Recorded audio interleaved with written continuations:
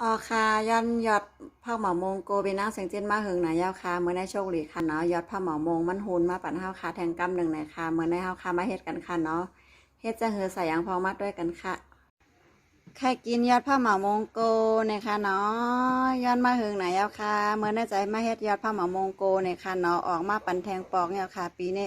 หุ่นปันสองปอกแล้วนะคะเนาะห้าวค่ะจะมาโกกันค่ะมาตั้งน้ำเลือดไว้นะคะเนาะน้ำเลือดแล้วห้าวค่ะจะโลกกันนะคะเนาะ แล้วก็เอาผักหมะมงใส่ค่ะแล้วก็มะขันใส่นะคะเนาะเอามะขันใส่มันจะได้อัมผัดนะคะแล้วก็ห่มผ้าไว้ค่ะกำต้องให้มากขึ้นค่ะเลือดแล้วก็มากขึ้นไปขึ้นเลยนะคะเนาะต้มไว้สักกำหนึ่งค่ะ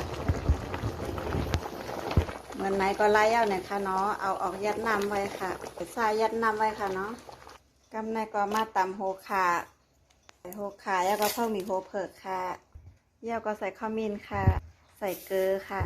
แล้วก็ใส่ผงหวานค่ะแล้วก็ใส่หมักพริกพองค่ะเนาะหมักเพชรพองค่ะใส่เครื่องเจียวก็มาตำให้อ่อนๆค่ะอ่อนมากแรงก็ไล่เอาค่ะเนาะแล้วก็มาซอยยอดผักมะม่วงเซ่ๆจะไหนค่ะเนาะน้ำมันเหลือแล้วก็โคเครื่องหึงหอมๆเลยค่ะเนาะโคเครื่องมันเหลือมันหอมๆเลยค่ะเครื่องหอมแล้วก็เอามะเขือส้มใส่ค่ะนอกมะเขือส้มหึงแล้วนะคะเนาะ นอกมะเขือส้มแล้วตอนในก็เอาผักมะม่วงใส่กันค่ะเนาะเอาผักมะม่วงใส่ค่ะเยี่ยวก็เกาคือมันเข้ากันนะคะเนาะ